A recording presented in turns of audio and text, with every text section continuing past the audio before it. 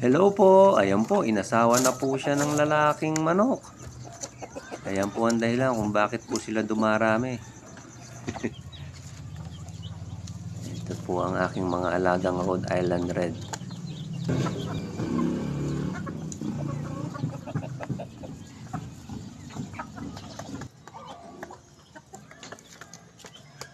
Pinapakain din po namin sila ng dahon ng malunggay.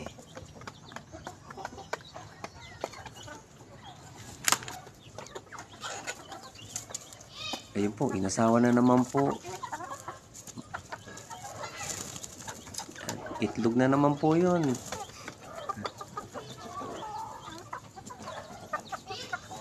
Ito na po yung mga itlog nila. Ito pong mga sisiw kong ito, siguro po mga 3 to 4 weeks na po itong mga to. Sige po, enjoy watching. Next time po uli.